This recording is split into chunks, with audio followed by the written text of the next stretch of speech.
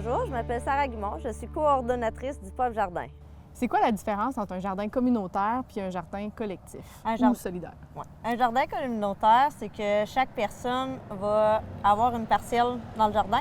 Il va s'occuper de sa parcelle du début à la fin. Il va aller planter ce qu'il veut dans sa parcelle, il va s'occuper de sa parcelle, il va récolter sa parcelle. Il est autonome de son bord. Oui. Un jardin collectif et solidaire, c'est tout le monde ensemble. Tout le monde ensemble choisit qu'est-ce qu'on va planter. On y va tout ensemble et on récolte ensemble et on redonne ensemble.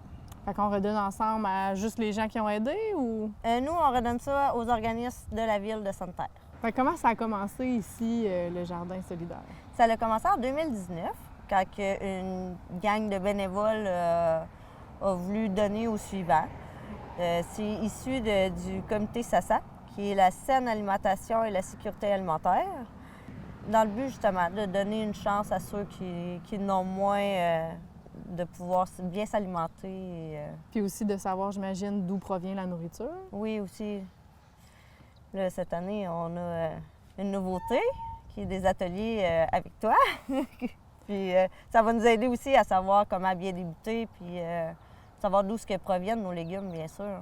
Oui, parce qu'on est aussi allé dans une école, parce que même les jeunes, là, ils savent pas trop. Des fois, ça pousse comment une tomate ou... Oui, on a décidé cette année d'aller dans une école primaire. Les troisièmes années, ils nous ont préparé nos semis qu'on est allé faire justement ensemble. Puis c'est bien parce qu'on montre aussi aux enfants, tu sais, comment bien s'alimenter, d'où proviennent les légumes, comment donner au suivant aussi, juste avec un petit geste. Tu sais, ils nous ont parti les semis, puis nous, on va les entretenir tout le long de l'été. Il y a eu une nouveauté aussi l'année passée au Pop Jardin, une grosse nouveauté bourdonnante. Bourdonnante. Oui, on a eu des abeilles. On a maintenant 2 ruches. On a un apiculteur en chef avec nous encore cette année. On a récolté quand même 20 litres de miel l'an passé en une récolte.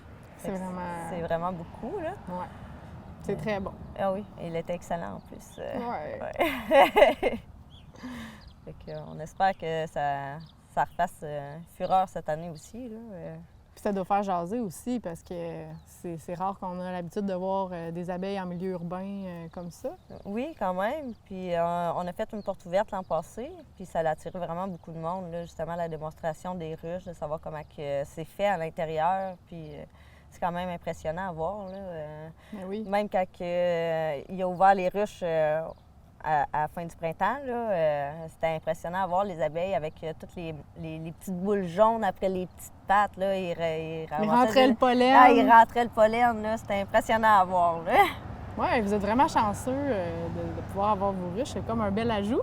Oui. Puis sinon, comme installation, là, ça a l'air de quoi, le Pop Jardin? Je n'ai pas les dimensions exactes, là, mais on a quand même une dizaine de rangs dans le jardin. Cette année, en nouveauté, on a fait une section enfants. On a des petits bacs à disposition des enfants. Ça a à peu près 12 pouces de haut. Fait que les jeunes enfants sont capables de travailler autonomes dans leurs petits bacs. Ils peuvent planter ça où qu'ils veulent. Où qu'ils veulent, puis ils s'en occupent. Sinon, on a 6 bacs sur pied que cette année, on a décidé d'offrir à des familles plus vulnérables qui vont venir nous donner un coup de main dans le jardin. Ils vont avoir le droit d'avoir leur bac aussi. Est-ce que c'est déjà réservé ou comment ça fonctionne? Pour le moment, j'en ai quelques-uns là, de déjà réservés. J'attends de voir avec les autres bénévoles s'ils veulent... S'il y a de l'intérêt. S'il y a de l'intérêt. Cette année, en nouveauté aussi, vu qu'on ne peut pas agrandir le jardin, on s'étale. On transporte le jardin dans le secteur des HLM. Fait qu'on a 3 bacs aussi qu'on a mis à disposition des résidents de ce secteur-là. C'est super pour les gens qui ne peuvent pas se déplacer, dans le fond. Hein? Oui, exactement, parce que souvent, les familles qui résident dans ce coin-là, ils sont à pied, ils ont des jeunes enfants, ils ont toute la ville à traverser. Fait qu'on a décidé de mettre à disposition 3 bacs pour eux. Que là, on attend les inscriptions. Là, on va savoir le 1er juin qui sont nos heureux élus. Super, ça. Puis là, dans ce temps-là, c'est eux qui apportent leurs semences? Non, ça va être nous vous qui fournissez tout? On fournit tout. On fournit tout. C'est tout un beau cadeau, là. Oui, vraiment. Il n'y a plus de raison de ne pas jardiner, là. Quand on Non. fournit l'espace, on fournit la terre, on fournit les graines. Il reste juste à récolter. S'en occuper durant l'été, l'arroser, puis récolter.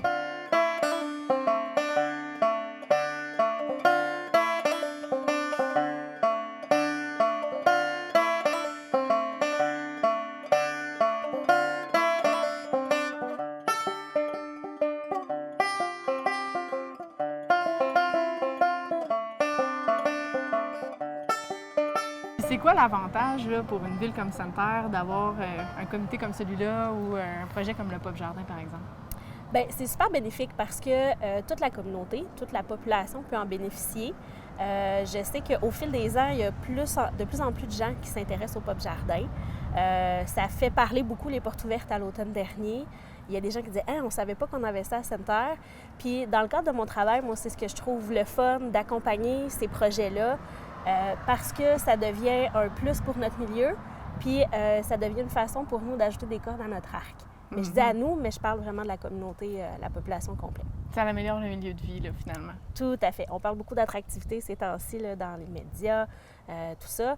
Mais ça, c'est un très bel avantage qu'on a ici à Sainte-Terre.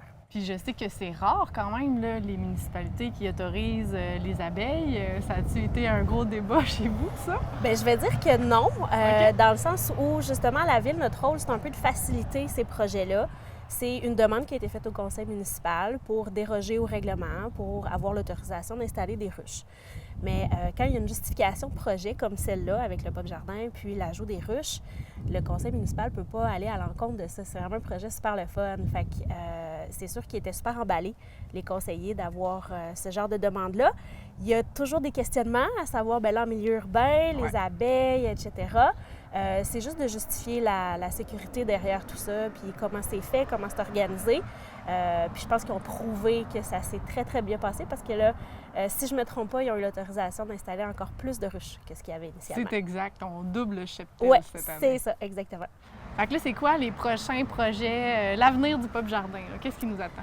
Bien, en fait, ça va dépendre un peu de ce que les gens qui s'impliquent veulent avoir comme projet, mais il y a tellement de possibilités. Là, cette année, il y a eu l'ajout des ruches, il y a eu les bacs pour les enfants, mais qui ne dit pas que l'année prochaine, puis cette année aussi, là, de déplacer le jardin, d'aller vers les familles plus vulnérables. Il n'y a pas rien qui dit qu'éventuellement, il n'y aura pas un agrandissement de jardin. Peut-être que le lieu va changer. Il y aura peut-être un ajout supplémentaire. Il y aura peut-être des ateliers vraiment ouverts à la population pour faire du canage. Il y aura toutes sortes de choses. Sky is the limit, je vais dire ça comme ça. Il y a plein de possibilités. Fait que le jardinage va devenir mobile, peut-être. Là. Bien, Ça va se déplacer vers les gens. Pourquoi pas décentraliser? Il y a beaucoup de gens à Sainte-Terre qui ont déjà des jardins sur leur terrain. Est-ce qu'ils peuvent bénéficier d'avoir des conseils, des services ici, du prêt de matériel? Est-ce qu'on aurait une espèce de bibliothèque jardin sur d'échange de semences? Est-ce qu'il peut y avoir... Tu sais, il y a toutes sortes de choses qui peuvent être possibles. Tout part, en fait, de l'imagination des gens qui participent au projet puis qui voient la suite puis qui se disent « Hey, on le fait, on l'essaye ». On a envie d'essayer d'autres choses. Ouais. Comme juste à côté de nous, en fait, il y a aussi des arbres fruitiers, il y a des pommiers. Fait que ça, c'est comme d'autres choses aussi que vous avez mis de l'avant. Oui, puis on a quand même certains projets, entre autres la forêt du Centième qui est à l'avant de l'école secondaire.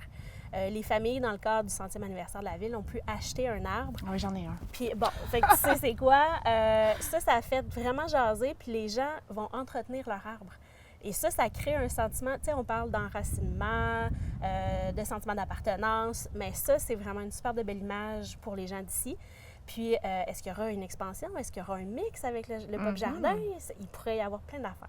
Oui, déjà, on voit qu'il y a comme quelque chose de collectif dans ce coin-là.